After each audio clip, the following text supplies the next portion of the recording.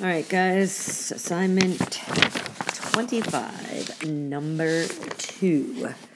I want to find the rate of change, and I'm given the miles and the fuel used. Alright guys, I'm only going to do 2 problems today because that you only have 1, 2, 3, 4, 5, 6, 7, 8, 9, 10, 11 to do. So I'm going to do 2 of them, and then you guys can go watch something else as opposed to a video of math. Alright, so the first one, I'm going to look for the rate of change.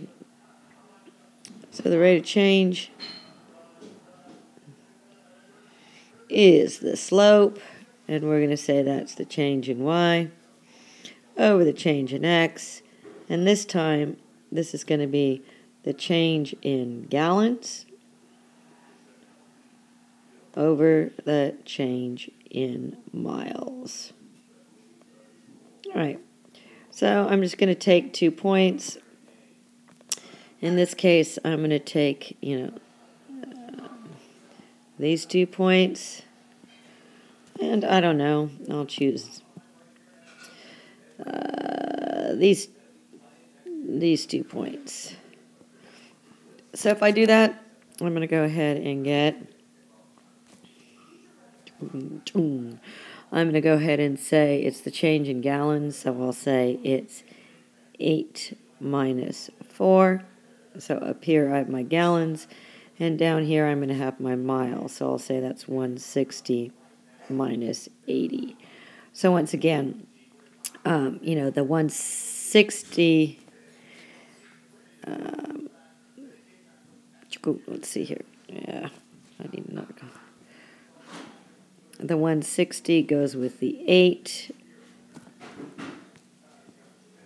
So I have this being the equivalent of saying, the 160 being the equivalent of saying x1, x2, and the 80 being y2. And then I have this here, right? And I could say that this is, x1, and this is, that's y1, and this is x1. So I go ahead and just finish my little subtraction problem here. And I'm going to say that this 8 minus 4 is obviously 4. 160 minus 80 is, and I get 120. So I go through 1 gallon of gas for every 20 miles that I drive. Let me just show you really quickly here that it doesn't matter, in fact, which 2 points I choose. So let's say I do this one, and I'm going to do, the red ones again. So I'm going to say my rate of change is equal to, this time I'm going to say I have 12 minus 8. So those are my 12. You know what? Let me change that. Let me say I have 12 minus 4. So I'm doing this point and this point this time. So I have 12 minus 4 over 240 minus 80.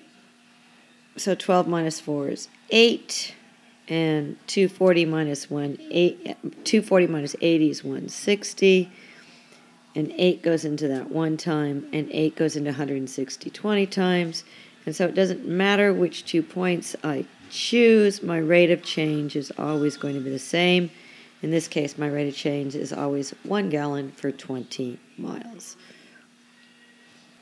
All right, now I'm just going to find the slope between the points. I'm doing number 12. I have the point -2, -5, 4, and 4, 5. So I said, that this here, was going to be my x1, y1, and this here was going to be my x2, y2. Once again, it's really important that you remember the slope is the change in y over the change in x. So I'm going to say that it's y2 minus y1, that's a minus sign in there, over x2 minus x1. So y2 is 5. So I have 5 minus -5. So that's my, once again, that's right there. That's my y2. That's my y1. And then I'm going to take my x2, which is 4, and from that I'm going to subtract a -2. And now it's just a simple addition problem. So 5 minus -2 is the same thing as saying 5 plus 5. And 4 minus -2 is the same thing as saying 4 plus 2. That's a plus sign. And I get 10 over 6. And once again, that's equal to 5 over 3. So if I was just to really quickly graph these 2 points, I have -2, -1, 2, 3, 4, 5. So right there's the point, -2, -5. And here I go to the point 1, 2, 3, 4, up 1, 2, 3, 4, 5. And that puts me right there. So I have the point 4, 5. And if I go up 5 over 3, that puts me right there. And if I go up another 5 and over, so if I go, right, plus 5, that's my change in y.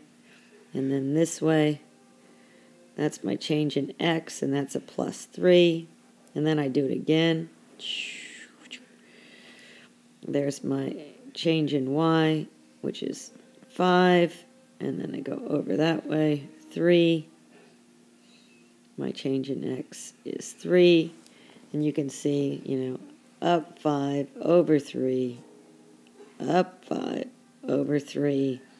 And my slope of this line that I get when I connect those dots then is 5/3. Once again, my line's going up. It's a positive slope. And that goes ahead and takes care of that.